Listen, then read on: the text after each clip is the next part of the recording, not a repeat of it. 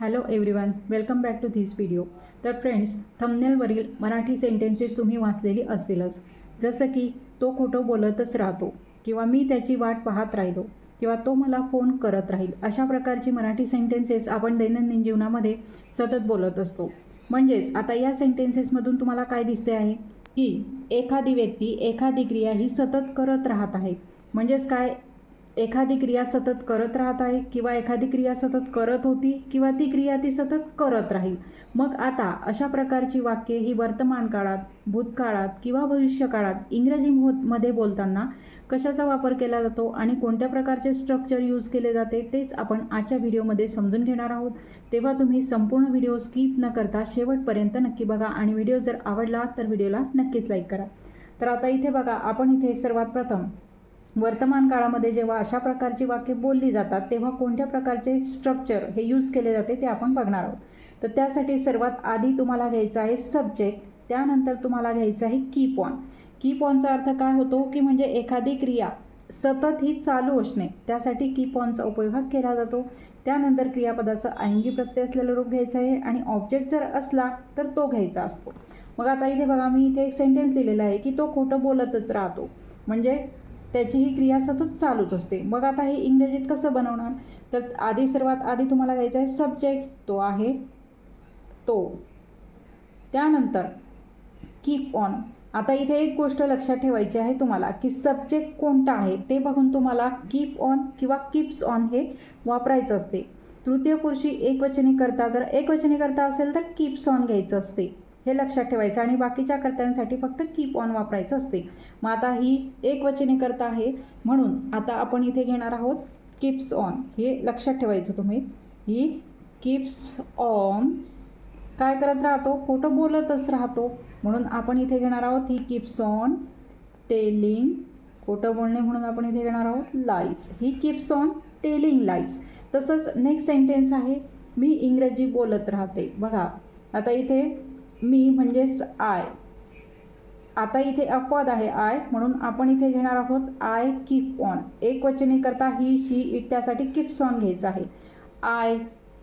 त्यानंतर वी, दे, यासाठी तुम्ही कीप ऑन घ्यायचं आहे आय कीप ऑन. आणि बोलत राहते म्हणून आपण इथे घेणार आहोत स्पीकिंग, आयएनजी प्रत्यय असलेला आपल्याला फरक घ्यायचा आहे स्पीकिंग इंग्लिश. बघा अशा प्रकारे हे सेंटेन्स मग इथे तयार झालेलं आहे.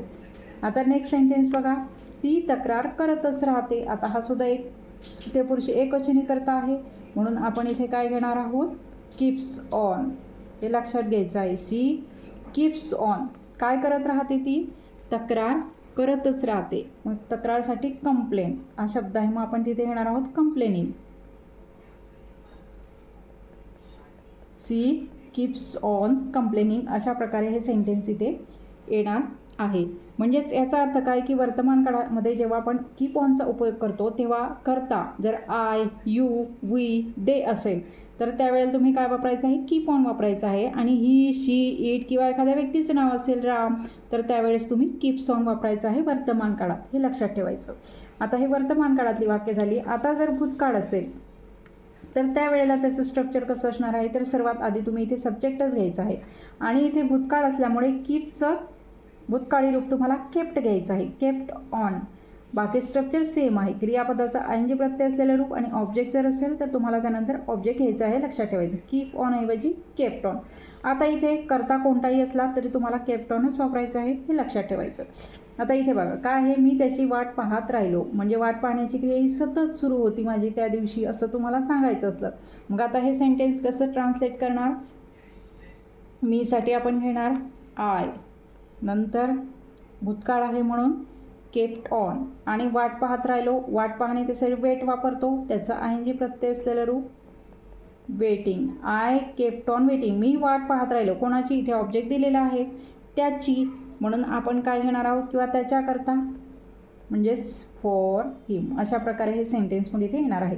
I kept on waiting for him असं वाक्य आपण बऱ्याच वेळेला बोलत असतो. आता हे सुद्धा वाक्य आपण बऱ्याच वेळेला आता बोलू.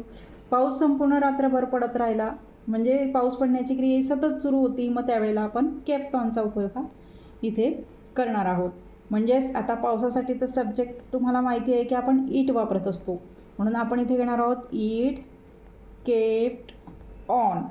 काय पडत होता? पाऊस. मग रेनचा आपण इथे घेणार आहोत raining. It kept on raining. केव्हा? संपूर्ण रात्र किंवा संपूर्ण रात्रभर. म्हणून आपण इथे घेणार आहोत through out the night. Through out the night म्हणजे रात्रभर. अशा प्रकारे मग हे वाक्य इथे येणार आहे. It kept on raining through out the night. संपूर्ण रात्रभर पाऊस पडत राहिला.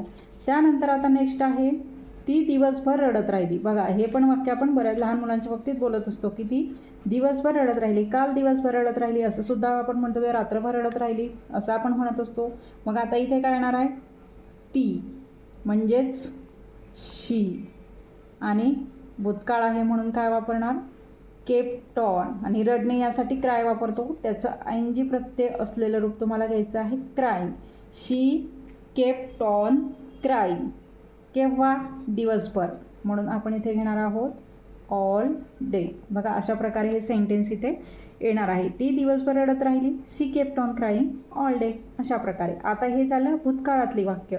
आता जर भविष्यकाळातील वाक्य आपण बोलत असू तर त्यावेळेला स्ट्रक्चर कसं असणार आहे? सर्वात आधी तुम्हाला सब्जेक्ट घ्यायचा आहे. त्यानंतर विल हे सहाय्यकारी क्रियापद घेऊन कीप ऑनचा उपयोग हा तुम्हाला करायचा आहे. Will keep on. त्यानंतर क्रियापदाचं ING प्रत्यय असलेलं रूप आणि सर्वात शेवटी मग ऑब्जेक्ट तुम्हाला घ्यायचं आहे. आता इथे बघा काय हे सेंटेन्स? मी प्रयत्न करत राहीन. प्रयत्न करत राहीन म्हणजे भविष्यामध्ये सतत मी प्रयत्न करत राहीन. म्हणून आता हे सेंटेन्स कसं येणार आहे? आय नंतर काय सांगितलं आहे? Will keep on. I will keep on काय करत राहील? प्रयत्न म्हणजे ट्राय. त्याचं ING प्रत्यय असलं फॉर्म आपल्याला घ्यायचा आहे trying. I will keep on trying. मी प्रयत्न करत राहील. त्यानंतर काय आहे? तो मला फोन करत राहील. बघा म्हणजे मी जर त्याला नाही फोन केला किंवा मी त्याचा फोन नाही उचलला तर आपण काय म्हणतो की तो मला सतत आता फोन करत राहील. मग आता इथे सुद्धा तो हा सब्जेक्ट आहे म्हणून आपण इथे घेणार आहोत ही. नंतर will keep on. Will keep on. तो काय करत राहील? फोन करत राहील. कोणाला? मला. आता फोन करणे यासाठी आपण कॉल वापरतो. त्याचं ING प्रत्यय असलेलं रूप मग आपल्याला इथे घ्यायचं आहे. He will keep on calling आणि ऑब्जेक्ट आहे मला म्हणून आपण इथे घेणार आहोत मी. He will keep on calling मी. तो मला फोन करत राहील. आता नेक्स्ट जे सेंटेन्स आहे बघा तो खेळत राहील. हे अगदी छोटं आणि सोपं सेंटेन्स आहे. आता हे जे सेंटेन्स आहे ते तुम्ही विल कीप ऑनचा उपयोग करून इंग्रजीमध्ये ट्रान्सलेट करून त्याचं ट्रान्सलेशन तुम्ही कमेंट बॉक्समध्ये लिहायचं आहे. तिथे मी तुमचं ते ट्रान्सलेशन चेक करणार आहे. म्हणजे अशा प्रकारे आता आपण प्रेझेंट टेन्स, पास्ट टेन्स आणि फ्युचर टेन्समधलं ॲसर्टिव्ह सेंटेन्सेस कीप ऑनचा उपयोग करून कशी तयार केली जातात इंग्रजीत ते पाहिलं. मग आता आपण फक्त विधानार्थीच वाक्य बोलत असतो का? नाही. तर प्रश्न देखील विचारत असतो. मग आता इथे बघा वर्तमान काळात प्रश्न विचारलेले असले तर कसं करायचं? स्ट्रक्चर कसं असते? तर त्यासाठी तुम्हाला घ्यायचं असते डू किंवा डज. हे सहाय्यासाठी डू आणि डज हे वर्तमान काळातील सहाय्यकारी क्रियापद घ्यायचं. त्यानंतर घ्यायचा सब्जेक्ट.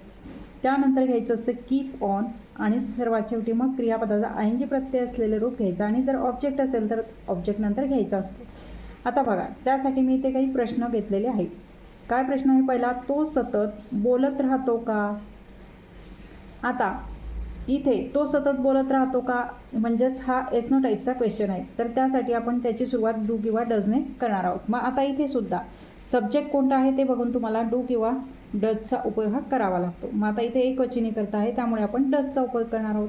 म्हणून आता इथे सर्वात आधी तुम्हाला घ्यायचं आहे डज.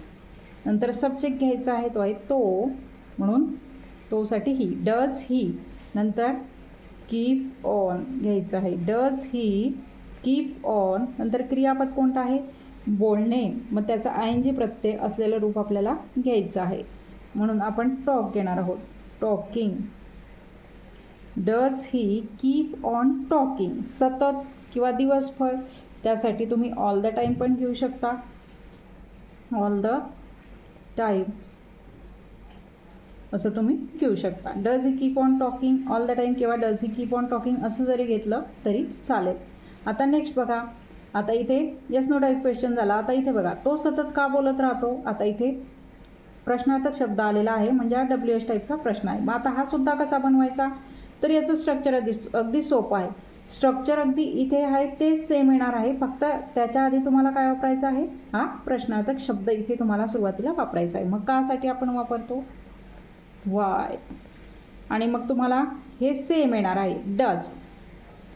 Y does he.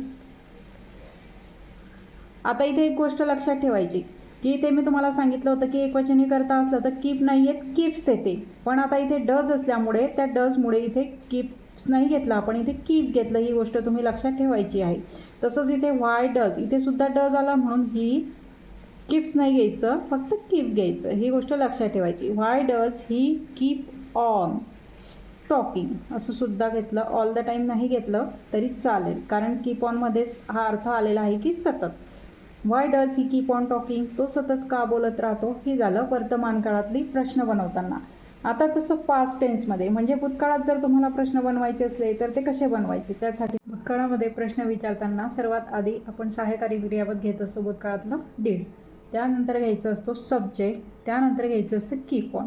आता तुम्ही म्हणाल की भूतकाळामध्ये तर आपण केप्ट ऑनचा उपयोग केला, मग इथे कीप ऑन का आलं, तर कारण इथेच आपण सहाय्यकारी क्रियापद डीड वापरलेलं आहे. डीड आलं म्हणजेच आपण इथे कीप ऑनचा उपयोग हा करायचा असतो. त्यानंतर क्रियापदाचा ING प्रत्यय असलेलं रूप आणि सर्वात शेवटी मग क्वेश्चन. तर आता इथे बघा काय प्रश्न आहे, ती रडत राहिली का, अशा प्रकारचा प्रश्न आपण विचारत असतो बऱ्याच वेळेला. मग आता सुरुवात कशाने करायची आहे आपल्याला, डीडने, म्हणून आपण सुरुवातीला घेणार आहोत डीड. त्यानंतर सब्जेक्ट आहे ती म्हणजे शी, डीड शी कीप ऑन. बघा डीड शी कीप ऑन, नंतर आपल्याला काय घ्यायचं आहे, क्रियापदाचा ING प्रत्यय असलेलं रूप ते आहे रडत म्हणजेच क्राय, त्याचा ING प्रत्यय असलेलं रूप आहे cry. Did she keep on crying, शेवटी द्यायचं आहे क्वेश्चन मार्क. अगदी सोपं आहे स्ट्रक्चरनुसार. त्यानंतर आता इथे बघा ती दिवसभर का रडत राहिली. बघा इथे प्रश्नार्थक शब्द आलेला आहे. आता इथे सुद्धा जसं आपण प्रेझेंट टेन्समध्ये प्रश्न बनवला WH टाईपचा क्वेश्चन, तसं इथे सुद्धा तुम्हाला फक्त या स्ट्रक्चरच्या आधी फक्त तुम्हाला इथे प्रश्नार्थक शब्द घ्यायचा आहे. मग इथे प्रश्नार्थक शब्द आहे का, म्हणून आपण इथे कासाठी वापरणार आहोत व्हाय. त्यानंतर आपल्याला काय घ्यायचं आहे, वरचं स्ट्रक्चर सेम घ्यायचं आहे. वाय डीड, सब्जेक्ट आहे ती म्हणजे शी, नंतर घ्यायचं आहे keep on. Why did she keep on, नंतर क्रियापदाचा ING प्रत्यय असलेलं रूप आहे crying. Why did she keep on crying. आता दिवसभरसाठी तुम्ही ऑल डे सुद्धा वापरू शकता इथे, all day. Why did she keep on crying all day, किंवा why did she keep on crying असं तुम्हाला इथे वापरायचं आहे. किंवा इथे ती सतत का रडत राहिली असं जर असलं तर तुम्ही क्राईंग म्हणू शकता, परंतु इथे दिवसभर दिलेलं आहे त्यामुळे तुम्हाला इथे ऑल डे हे वापरायचं आहे. आता आपण वर्तमान काळामध्ये प्रश्न कसे विचारायचे, भूतकाळामध्ये कसे विचारायचे ते पाहिलं. आता भविष्य काळात जर असे प्रश्न असले तर ते इंग्रजीत कसे विचारायचे, त्यासाठीचं मग स्ट्रक्चर आहे की भविष्य काळातलं सहाय्यकारी क्रियापद तुम्हाला घ्यायचं आहे विल, त्यानंतर घ्यायचं आहे सब्जेक्ट, त्यानंतर घ्यायचं आहे कीप ऑन, त्यानंतर क्रियापदाचा ING प्रत्यय असलेलं रूप आणि ऑब्जेक्ट असला तर ऑब्जेक्ट तुम्हाला घ्यायचं आहे. बघा आता त्यासाठी मी इथे इंग्रजीत प्रश्न मराठीत प्रश्न घेतलेला आहे भविष्यकाळातला, की तुम्ही इंग्रजी शिकत राहाल का, म्हणजे फ्युचरमध्ये मी जर व्हिडिओ असेच प्रकारे बनवत राहील तर तुम्ही इंग्रजीचे माझे व्हिडिओ तुम्ही पाहाल का आणि तुम्ही इंग्रजी शिकत राहाल का, असा मी हा प्रश्न इथे तयार केलेला आहे. मग आता इथे सर्वात आधी तुम्हाला घ्यायचं आहे वेल, त्यानंतर सब्जेक्ट आहे तुम्ही, मग तू किंवा तुम्ही यासाठी आपण वापरतो यू, वेल यू, नंतर घ्यायचं आहे कीप ऑन. आता शिकत राहाल का म्हणजेच learn, लर्नचा ING Pratyaya learning. Well you keep on learning, object आहे इथे इंग्रजी म्हणून आपण इथे तो घेणार आहोत इंग्लिश. बघा अशा प्रकारे हा प्रश्न इथे तयार झालेला आहे. Will you keep on learning English, तुम्ही इंग्रजी शिकत राहाल का, असा हा प्रश्न इथे भविष्यकाळातला तयार झाला. त्यानंतर नेक्स्ट आहे तू मला मदत करतच राहशील का. बघा हा सुद्धा प्रश्न भविष्यकाळातला आहे आणि सेम हा प्रश्न तयार करताना सुद्धा हे वरचं स्ट्रक्चर तुम्हाला इथे वापरायचं आहे. तर हा जो प्रश्न आहे तो तुम्ही इंग्रजीमध्ये ट्रान्सलेट करून त्याचं ट्रान्सलेशन तुम्ही कमेंट बॉक्समध्ये द्यायचं आहे. म्हणजे आजच्या व्हिडिओमध्ये तुम्हाला 2 प्रकारचे ट्रान्सलेशन करायचे आहे, ते तुम्ही कमेंट बॉक्समध्ये लिहायचे आहे, तिथे मी तुमचं ट्रान्सलेशन चेक करणार आहे. तर अशा प्रकारे आजच्या या व्हिडिओमध्ये आपण कीप ऑनचा उपयोग किंवा केप्ट ऑनचा उपयोग किंवा विल कीप ऑनचा उपयोग हा इंग्रजी बोलताना केव्हा करायचा, कसा करायचा ते शिकलो. तेव्हा आजचा हा माझा व्हिडिओ तुम्हाला कसा वाटला ते सुद्धा कमेंट करून नक्की सांगा. आणि व्हिडिओ जर आवडला असेल तर व्हिडिओला नक्कीच लाईक करा. आणि तुम्ही जर या चॅनलवर नवीन असाल तर चॅनलला नक्कीच सबस्क्राईब करा. थँक्यू.